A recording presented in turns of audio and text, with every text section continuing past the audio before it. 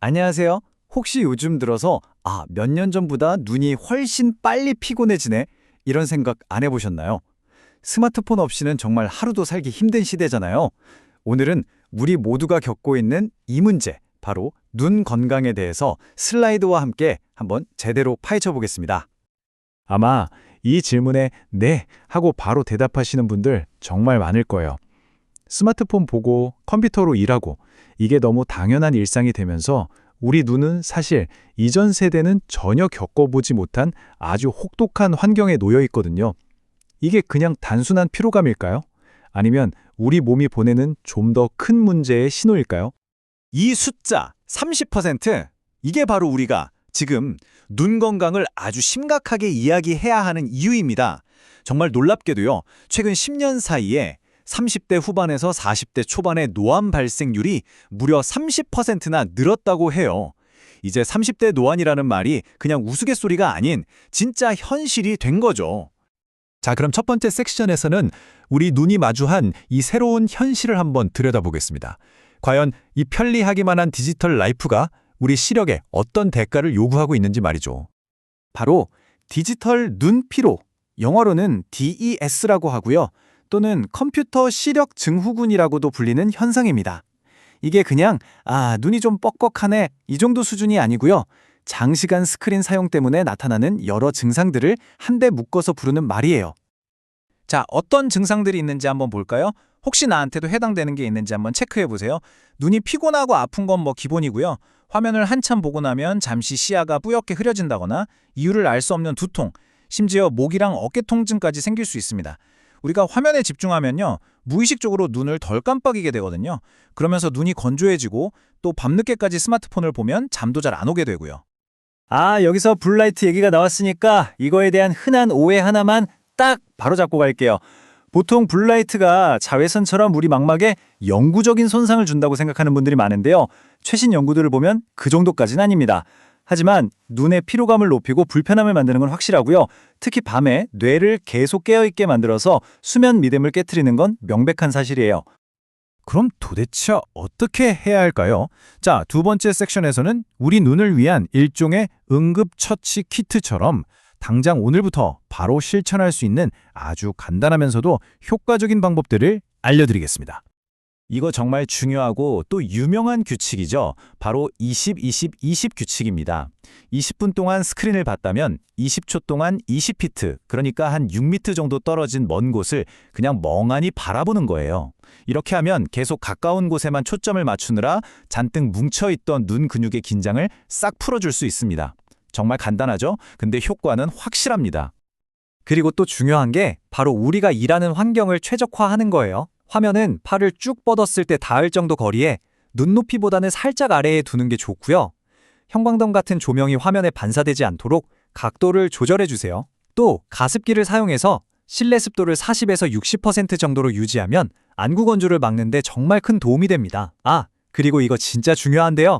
흔들리는 차 안에서 스마트폰 보는 습관, 이거 눈에 정말 치명적일 수 있으니까 꼭 피해 주세요.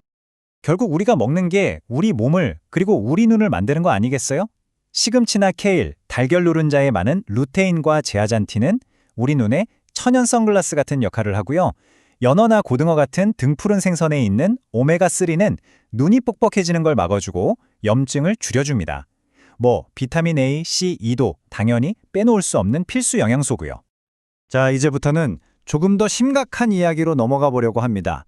단순한 피로를 넘어서서 우리가 잘 모르는 사이에 우리 시력을 서서히 훔쳐가는 조용한 도둑들, 바로 나이와 관련된 안질환들에 대해 알아보겠습니다. 이 비유가 정말 확 와닿지 않나요? 녹내장은요, 초기 증상이 거의 없어요. 뭔가 좀 이상한데? 라고 느꼈을 때는 이미 시신경 손상이 꽤 많이 진행된 경우가 대부분이죠. 그래서 이렇게 조용한 시력도둑이라는 무서운 별명이 붙었습니다. 대표적인 노화 관련 안질환, 딱 3가지만 짚어볼게요.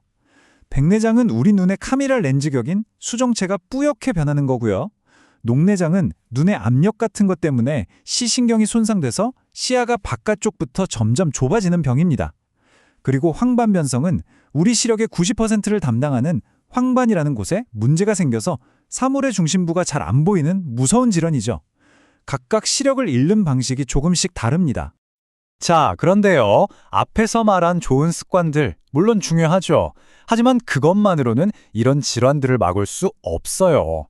특히 40세가 넘으셨다면 1년에 한 번 이상은 꼭 안과에 가셔서 안압이나 안저검사 같은 정기검진을 받는 것만이 이런 무서운 질환들을 조기에 발견하고 내 시력을 지킬 수 있는 거의 유일한 방법입니다. 자, 이제 분위기를 확 바꿔서요. 좀 희망차고 흥미로운 미래 이야기를 해볼까요? 우리 눈 건강 분야에서 지금 이 순간에도 일어나고 있는 놀라운 기술 혁신들을 한번 살펴보겠습니다. 이 타임라인을 한번 보세요.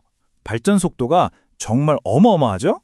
그냥 단순한 돋보기에서 시작해서 이제는 백내장 수술하면서 노안까지 한 번에 해결하는 다초점 렌즈 수술이 아주 보편화됐잖아요.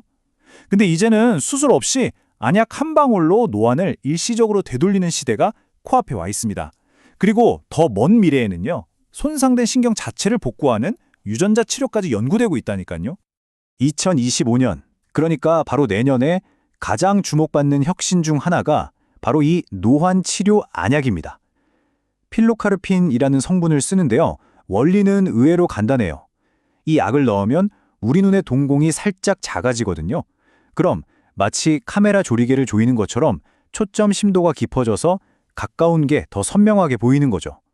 하루에 한 방울만 넣으면 잠시나마 돋보기 없이 스마트폰 글씨를 볼 수 있게 되는 겁니다. 와, 근데 실제 임상 연구 결과를 보면요, 이게 정말 인상적입니다. 1% 저농도 필로카르핀 안약을 쓴 그룹의 99%가 시력 검사표에서 두세 줄을 더 읽을 수 있었고요. 83%는 1년 동안 그 효과를 쭉 유지했습니다. 부작용도 대부분 일시적으로 시야가 좀 흐려지거나 가벼운 두통 정도로 아주 경미하게 나타났다고 해요. 안약이 전부가 아니에요. 로봇 레이저 시스템 덕분에 백내장 수술은 훨씬 더 정밀하고 안전해졌고요. AI, 즉 인공지능은 이제 의사보다 더 빨리 망막사진에서 병의 징후를 찾아냅니다. 심지어 눈 속에 삽입해서 실시간으로 안압을 재는 스마트 렌즈나 아예 손상된 신경을 되살리려는 유전자 치료까지, 말 그대로 공상과학 영화에서나 보던 일들이 현실이 되고 있습니다. 자, 그럼 오늘 다룬 이 모든 정보들을 하나로 모아서 우리가 진짜 뭘 해야 하는지 한번 정리해 보겠습니다. 여기서 제일 중요한 키워드는 바로 주도권입니다. 이 문장이야말로 오늘 이야기의 핵심 메시지라고 할 수 있겠네요. 나이가 드는 건 우리가 어떻게 할 수 없는 자연스러운 과정이죠. 하지만 그 결과로 시력을 크게 잃게 되는 건 더 이상 당연한 일이 아니라는 겁니다. 우리가 어떻게 관리하고 선택하느냐에 따라서 그 미래는 완전히 달라질 수 있습니다. 자, 그럼 복잡하게 생각할 것 없이 딱 세 가지만 기억하시면 됩니다. 첫째, 20-20-20 규칙 같은 좋은 습관을 매일매일 실천하는 것. 둘째, 그 어떤 좋은 습관보다 중요한 정기검진을 절대로 미루지 않는 것. 그리고 셋째, 오늘 소개해드린 것처럼 이런 새로운 기술들에 계속 관심을 가지면서 희망을 잃지 않는 것입니다. 자, 마지막으로 이 질문을 여러분께 던져봅니다. 뭐 거창한 계획이 아니어도 괜찮아요. 지금 당장 이 화면에서 눈을 떼고 20초 동안 창밖 먼 곳을 바라보는 것. 아니면 오늘 저녁 식탁에 시금치나 당근 요리를 하나 올려보는 것. 당신의 눈 건강을 위한 그 작은 첫걸음은 과연 무엇이 될까요? 오늘 이야기는 여기까지입니다. 감사합니다.